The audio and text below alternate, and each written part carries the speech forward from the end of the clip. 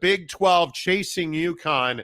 Did a lot of work on this yesterday to try and get some inside information for you. And boy, did we ever uncover a trove. And I think it is a very interesting moment in time for UConn athletics. It is without question. I think we've talked about on the show the financial challenges that UConn faces. And I was talking to some folks around college sports and in college sports management who were telling me that UConn football in particular, as you know, UConn is in the Big East in most sports, including basketball, and independent in football. So they do not get payouts. And in fact, they run at a deficit, significant deficit. Some put it as much as $15 million a year in football because they also have to pay rent.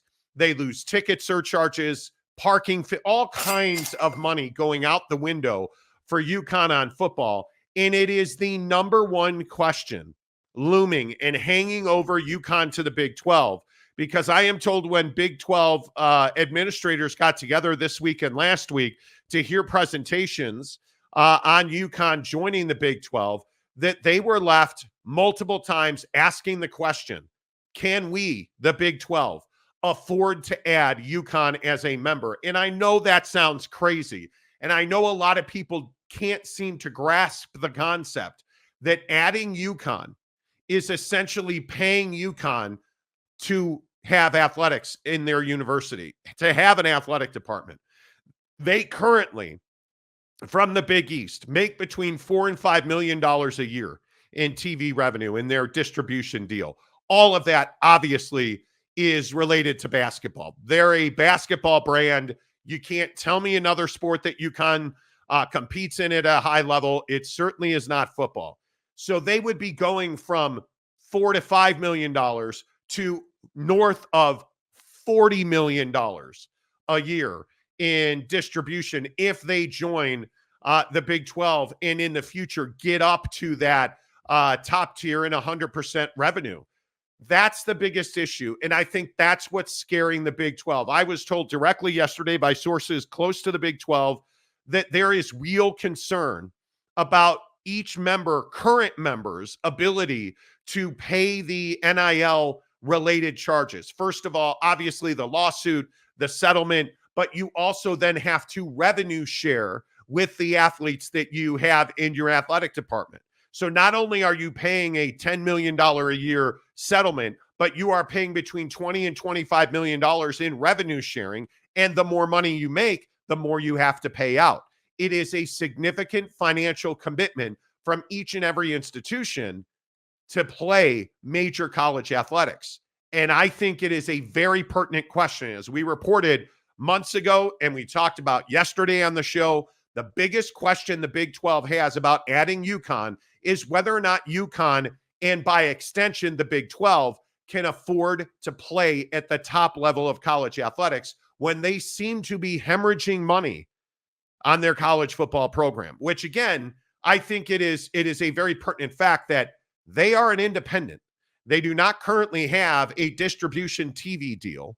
They do not currently have scheduling big game schedules built in because they're not a big game.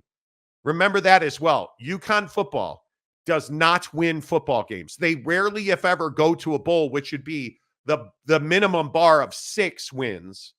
And they almost never get to 8 wins.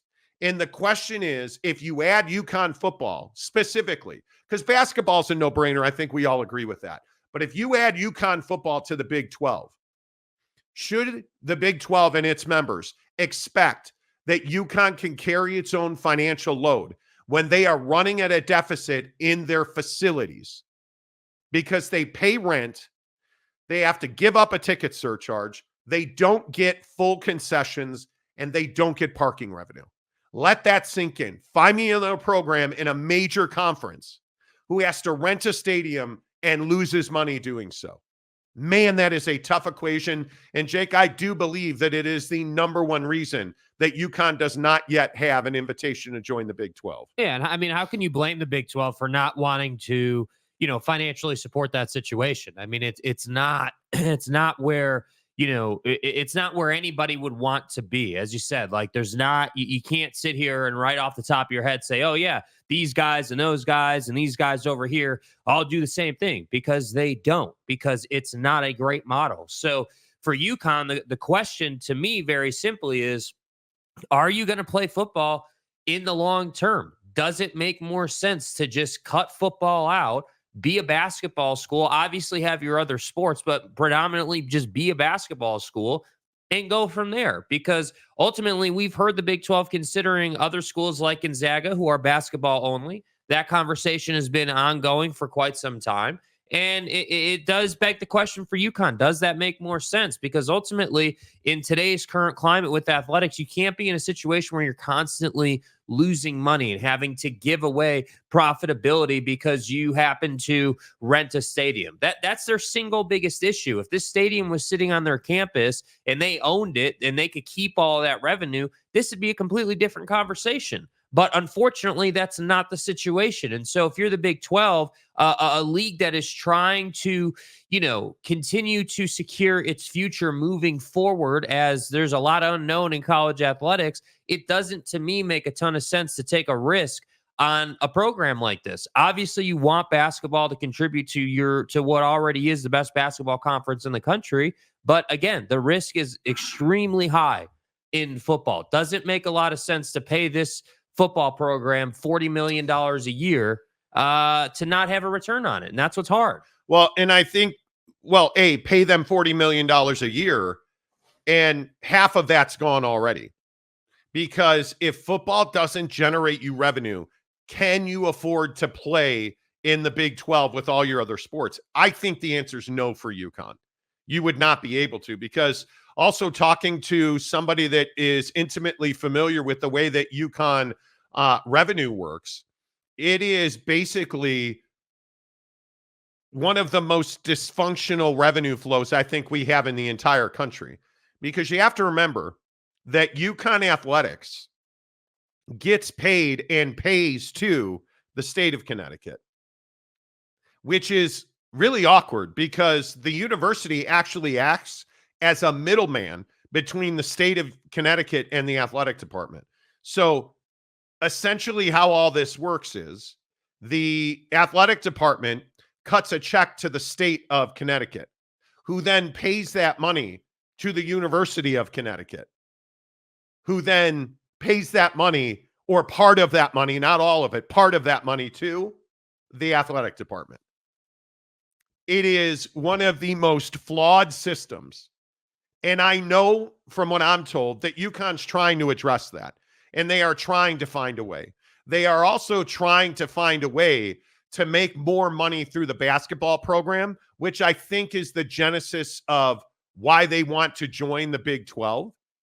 But if they join the Big 12, I was told yesterday by multiple people that they'd be looking at somewhere in the line of $20 million a year in immediate distribution from the Big 12 conference.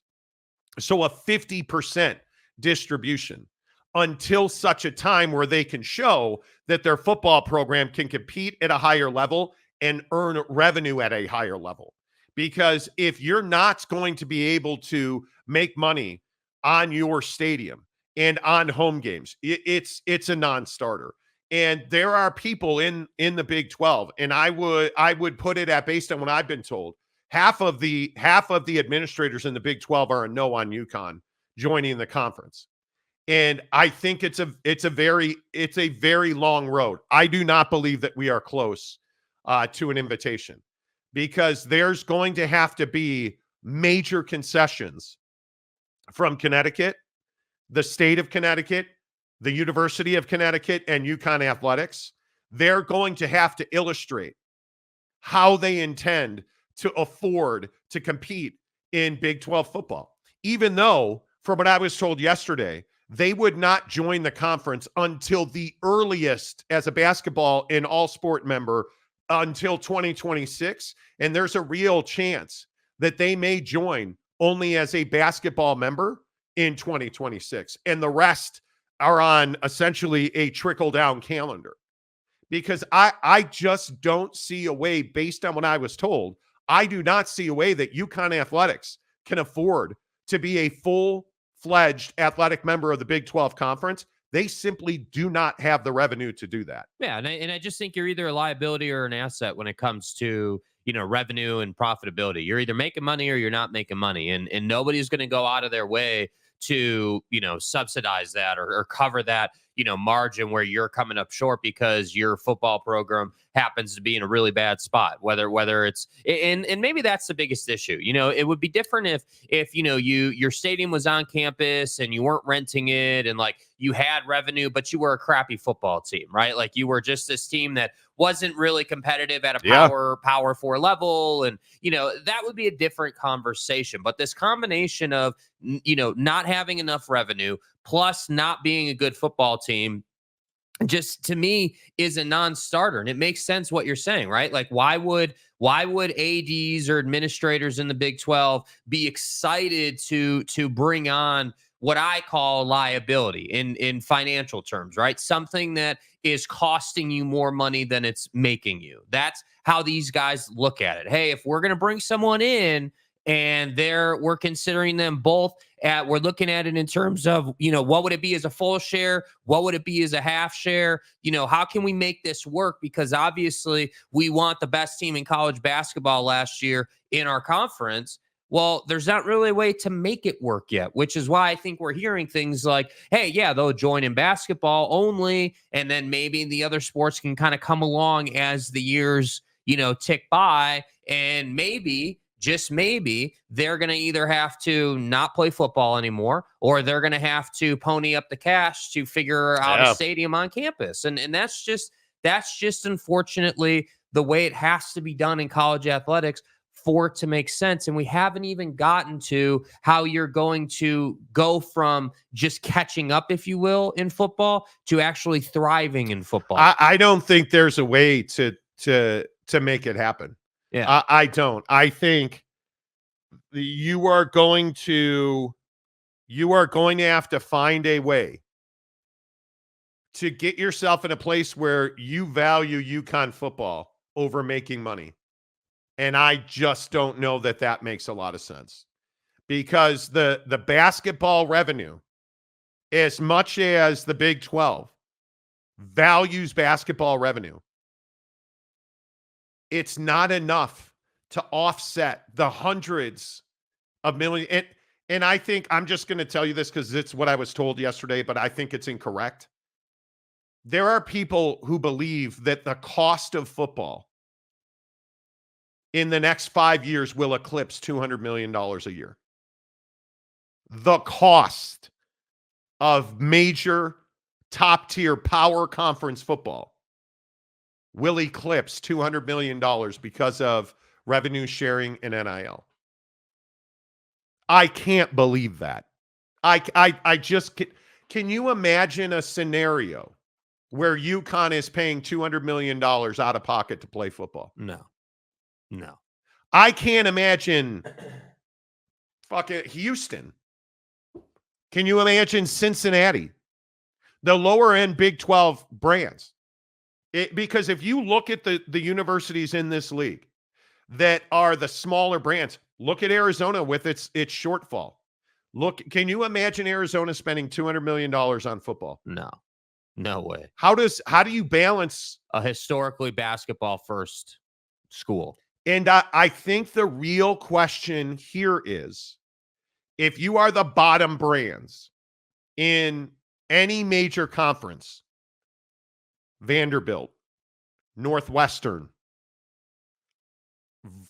any of the bottom, UCF. the bottom, UCF is a little different. I think UCF generates significant money through their athletic department.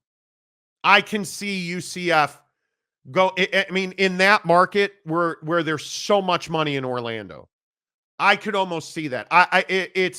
It's why I look at some of these programs like BYU. We'll never have any idea what their financials are. Could I see the church paying $200 million for BYU to compete in major college football? I would struggle with that. I would struggle with that because I just don't think, and again, this is my opinion, I just don't think we'll ever know the true level of profit at BYU football. But at least with BYU, you can even just make any semblance of an argument that, hey, because of who's funding them, they have that kind of money if they wanted to do it. Right. I mean, we all agree that at least in their case, the money is there if they decided they wanted to do that. That's the trouble with UConn. That's the trouble with a lot of other schools where it's like, hey, you don't even have the money to show up. That's the hard part. That's why the Super League needs to happen. That's why we need this delineation of, hey, in Georgia and Bama and all these top end elites, best of the best schools need to compete in their own pool because they're just simply playing at a different level. And then we need to have another section that's lower. And again, it's this situation where schools like UConn are in between a rock and a hard place because you've been such a basketball juggernaut that football has essentially just been kind of neglected. Like, when's the last time you heard someone go into the draft from UConn? When's the last time that UConn made any type of noise in football? And that's what's difficult. The money doesn't add up. No. And I have real fear for the future of college athletics in this UConn situation. The reason I say that, and I'm not trying to be doomsday or say it's not going to happen, I think eventually UConn basketball is in the Big 12. Everything else, I think it's a crapshoot. I do, because from what I understand, based on what I was told by sources very close to the situation, there are multiple scenarios that were presented to the Big 12 administration and membership that they're working through. One of those scenarios is UConn won't play football. And I think that is a savvy decision. That is a very interesting, because again, they're an independent now. And they're an independent because no conference is going to subsidize that football program. What do you stand to gain by continuing to play football and sort of forcing your hand there? And I'd also remind you, it's not like UConn basketball is maximizing their money. You understand that when they play in, and I hadn't thought about this, that this tells you how little I know about UConn athletics and their budget until the last 2 days when I've really gotten into this. I was unaware that they lose money when they play UConn basketball in Hartford. It is a break-even lose proposition because they have to pay significant facilities costs to play in Hartford. And they play multiple games a year in Hartford, both men's and women's. And I think you have to figure out how to fix that. The dysfunction in the financial methods, the financial process, the bean counting at UConn, it is very difficult to have I don't believe they have a full grasp on it at UConn because there's so much money being moved around just to end up in the starting point. Like, again, and I want to be careful saying it's absolute because while I believe my source, it just sounds ridiculous that the athletic department pays the state pays the university pays the athletic department. I mean, that's a Ponzi scheme. All you're doing is who's ever getting paid back on that? We're playing the shell game here. It's incredible. That's exactly the right way to say it. Playing the shell game. And I don't know that you ever find the ball under the shell game, right? Like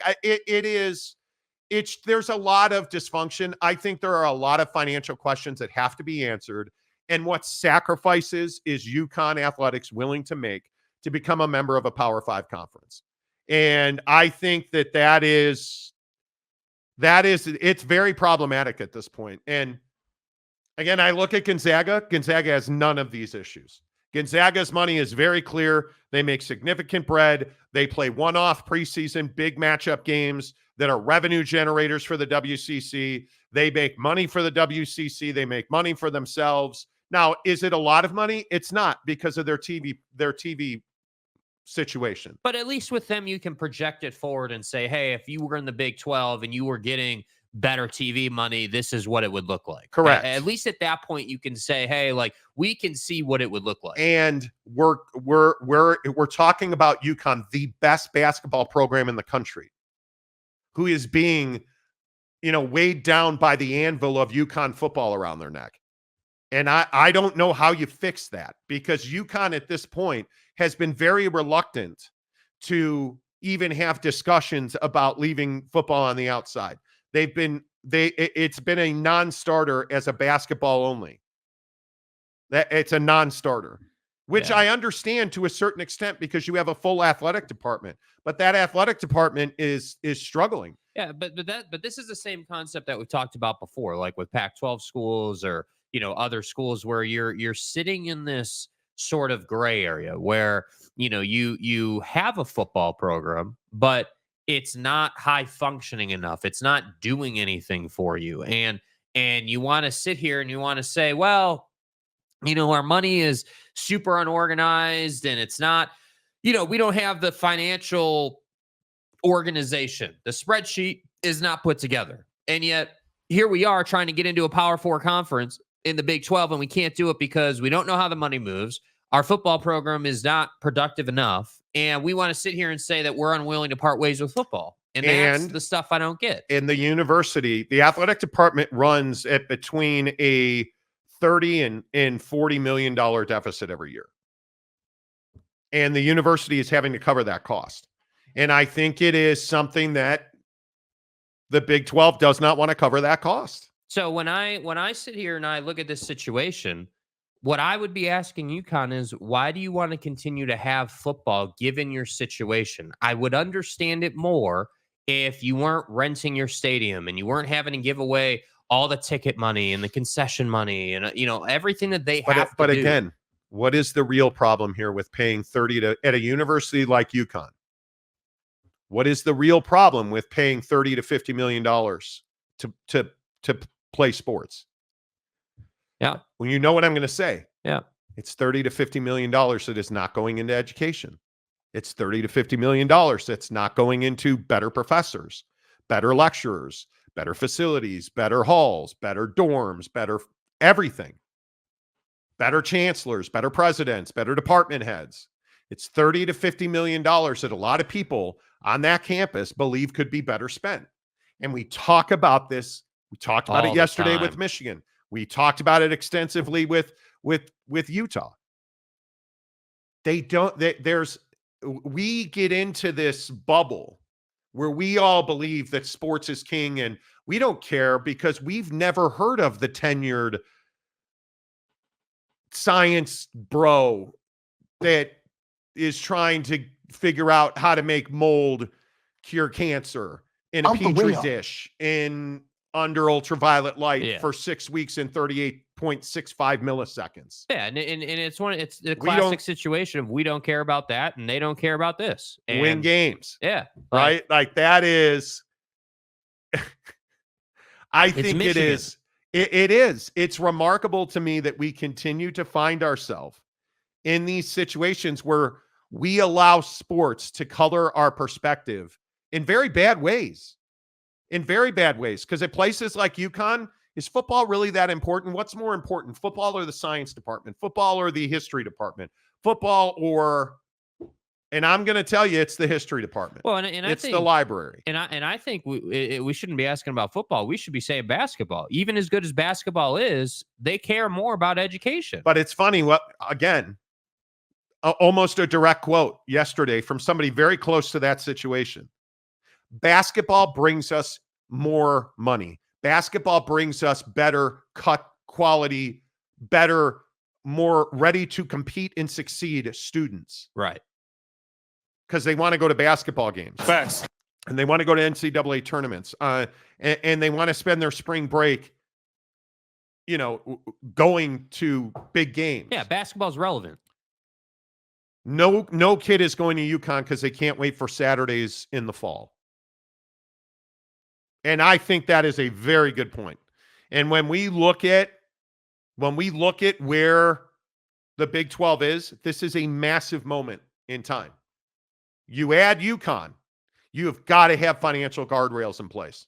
You got to, because you cannot afford, in my opinion, when they get into a power conference and they are on the hook for, let's call it at a minimum, let's just say $30 million in cost, settlement cost, like Yeah. revenue sharing, your cost is going up significantly here. Travel, their travel cost significantly higher. Who's going to pay for that? They don't have a massive donor base, at least as it was explained to me yesterday. They don't have, they're under $100 million in their budget, and 30 to 40 million of that comes from the school. I mean, the numbers don't add up. And I'm not trying to be Mr. Negative, and I'm not trying to be like, hey, this sucks in the world, because it doesn't. Adding UConn basketball to the Big 12 is a no-brainer. Adding all their other stuff is not quite the no-brainer. Right. And I think it's a huge question mark. And I think 2031 is the earliest that we would be talking about, possibly even considering adding UConn football. And from what I understand, there are some stipulations on that 2031 date. And we talked about this yesterday, but I got more color on that, in that they will need to meet ticket sales goals. They will need to meet private investment goals, private equity goals. They will need to meet certain stadium infrastructure goals.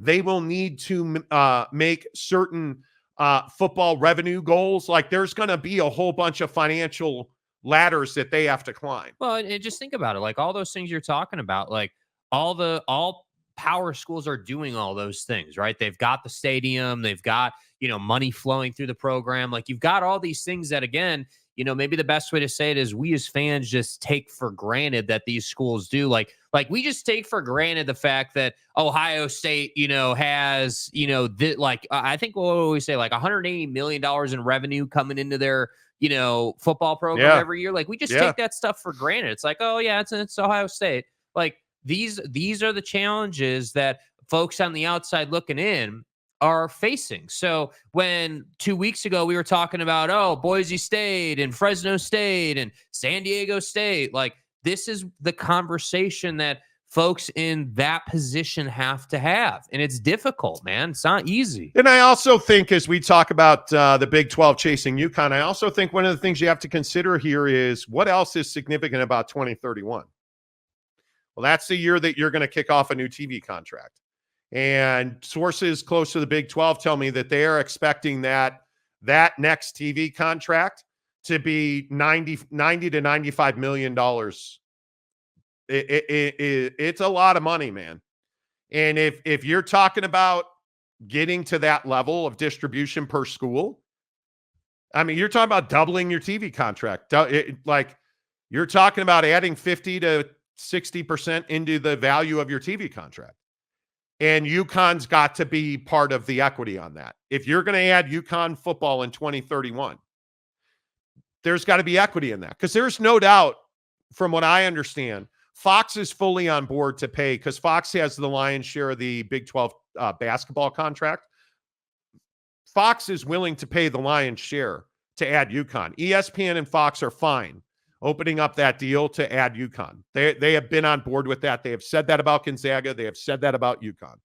And it to me, again, this UConn football, what do they add to the next TV contract? Because it's not coincidental that 2031's that date at the earliest entry point. Yeah. At the earliest entry point.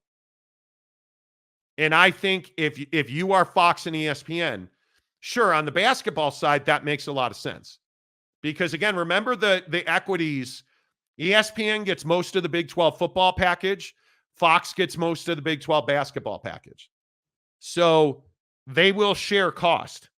And I can guarantee you that ESPN is not going to eat money on UConn football.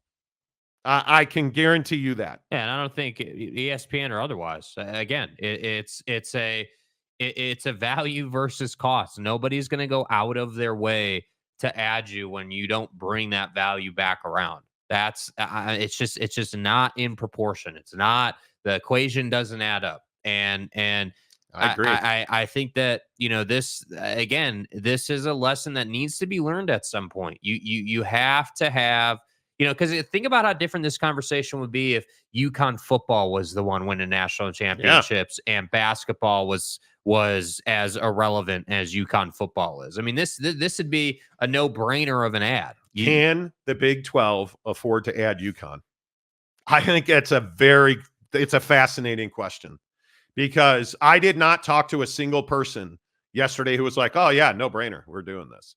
Not a single. There are so many questions about the finances at UConn that I think are, and they're being answered. I think UConn to me, UConn has been very forthright about their situation. And I think it's just going to be a very telling 6 weeks, because I don't think this is going to linger. I truly don't think this is going to linger, because I believe the exit fee I was told yesterday from the Big East is $15 million in 18 months. So you have to give it 18-month notice, and you have to pay $15 million to get out. They have donors willing to pay that $15 million. They have the 18 months to get out. So my question is, if you are the Big East, can you survive without UConn? I think that's going to be tough. That's tough. Because, and to wrap this up before we get to your comments, the other thing here is, what is the value add for the Big 12 with UConn basketball? I think a lot of it is the Northeast. I think a lot of it, and I know we talked about this yesterday, but I think a lot of it would be the Northeast. And I am very interested to see, what is a decision in the ACC due to this conversation. And it was brought up yesterday as well by one source I was talking to, who said UConn's in a hurry now, because I think they know that if the ACC does in fact go worst case scenario and melt down, that may limit UConn's ability to get into the Big 12. And I think that's a very salient point. Yeah. I think that's because if you're UConn, are you a more valuable brand in the next decade than North Carolina or Duke basketball? No. You're probably not. And again, this is where I go to, you have this anvil hanging around your neck from UConn football, because Louisville, is UConn basketball a more important brand than Louisville basketball? Absolutely. But Louisville football is pretty damn valuable. Their athletic department on the whole, pretty damn valuable. Right? And you look at their Papa John's Stadium, pretty damn valuable. Right? You don't even know the name of the stadium at UConn. Right? What did Louisville do? You look at Miami. Look at the stadium situation at Miami. Blew up the Rose Bowl and everybody was excited about it. But you're not exactly excited about playing football at Miami in a half-empty stadium. That's why, to your point, and I think to everybody's point, Mario Cristobal's under the gun right now. Certainly. Homie might want to learn clock management, which is why they hired a clock management coach. I don't know if anybody saw that. Again, just to add to that fire, like Florida State losing just turns that up, because now you have an opportunity to win that conference. But Miami football it doesn't have the best stadium situation, but it's Miami football. And if they're winning, that place will be packed. Yes. Right? You look at UCLA. Does UCLA have a good stadium situation? Absolutely not. Do you think Cal doesn't have an on-campus stadium? But at least with UCLA, it's Los Angeles. At least you have that helping you. Yeah, but that place is empty. I know it is. And they don't have, they've looked into an on-campus stadium at UCLA, and they just don't have the square footage to do it. Yeah. So I look at somebody like a Utah. Utah's campus is gorgeous. And I mean, you are steps away from Rice-Eccles Stadium. And I would also point out, what else do you have? You have the tracks line, the public transportation, the train that anywhere in the valley, the Salt Lake Valley, can drop you off right next door to Rice-Eccles Stadium.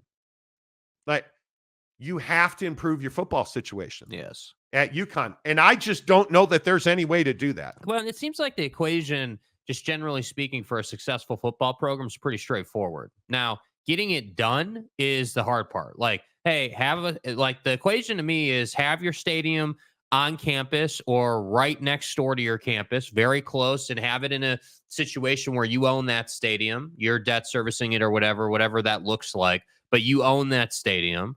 That way you can keep all the concessions, you can keep all the ticket sales, you can, keep all that stuff that you need. And then from that point, ideally, in a perfect world, you would be able to get a bowl game at your stadium. You would be able to get, other major events that we see across the country into that building as well. That's where the most successful, stadium situations, happen.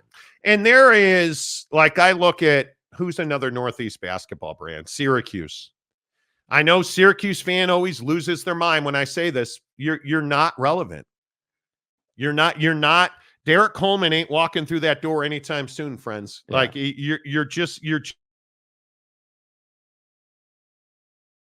state of play at like for the Johnnies at St. John's, or that's a basketball. That's your basketball neck of the woods. And I think, the funny thing is, why are you doing camps and clinics at Rucker Park? Because you value that neck of the woods for basketball. And I continue to tell you that at some point, if you add Gonzaga and UConn, basketball becomes an overwhelming win. And I think it is now for the Big 12. Right. But can you imagine having a footprint from Spokane to New York City to Storrs, Connecticut? Because that's what you're going to get. Now, I am not somebody who's going to tell you that UConn brings you New York City. I think that's one of the stupidest things I heard yesterday. Right. UConn does not bring you New York City. Stop. What UConn brings you is the ability to play games in New York City, to be in big games at the Garden. That's what you get. To bring in somebody like the Mohegan Sun Casino money, that's what you get. There's absolutely value there. Is there college football value in the Northeast? Yeah, I don't think I'm ready to make that argument. Because again, there's no finer example than Syracuse. I'm not excited about orange football at the Carrier Dome. Yep, totally agree. Right? But that's my point here. If UConn didn't have football, we would be having a different conversation. And they would not be hemorrhaging money on their football program. Their athletic department program, $30 to $40 million a year the university pays to have athletics. Let that sink in. You're running at a deficit every single year. Even with the great Dan Hurley, who said, screw the Lakers. Don't you know who I am? You're running at a deficit. That's a problem. All right. The comment section is always brought to you by our friends at Prize Picks. Download the Prize Picks app right now. Use the promo code Monty. And again, you guys, you have been signing up by the dozens, and it has been amazing to watch the rise of our promo code. You guys are fantastic. It really helps the show. We appreciate that very much. We love our partners at Prize Picks. America's favorite daily fantasy provider is Prize Picks. Download the app. Use the promo code Monty. You make a $5 deposit, they're going to give you $50 more. Plain and simple, cut and dry, no strings attached. $5, they're going to give you $50 more. It is the single best daily fantasy promotion I have ever seen. I would tell you, with football in the NFL, college football, powder puff football, Madden football, it's all at Prize Picks. And it's so easy because, again, pick your favorite NFL quarterback. Caleb Williams against the Detroit Lions. Will he throw for more or less than 999,000 yards in that game? Yeah. I'm going to say less. So I'm going to click less. Here's the formula to win on Prize Picks. You're going to make 3 selections. Baseball season, Aaron Judge to hit a home run? Yes. And the way it works is, with most baseball guys, Aaron Judge is different, but with most baseball guys, 0.5. Will Cody Bellinger for the Cubs. Hit a home run. Yes. Okay, great. More. No, he's not going to hit a home run tonight. Less. It's that simple. Because if he hits one home run, you win on Cody Bellinger. So you're going to make that proposition. Hey, is Cam Rising at Jetta? Or is Jake Retzloff and Jerry Bohannon going to throw for 226.5 yards, more or less? It's that simple. You make 3 of those, you play a $5 flex play. All you have to do is get 2 of those 3 right, and you win. It's so easy to win, and it's so much fun to play at Prize Picks. Download the app. Use the promo code Monty to get a $50 deposit from Prize Picks. All you have to do is deposit $5 into a new account. Prize Picks will give you 50 more.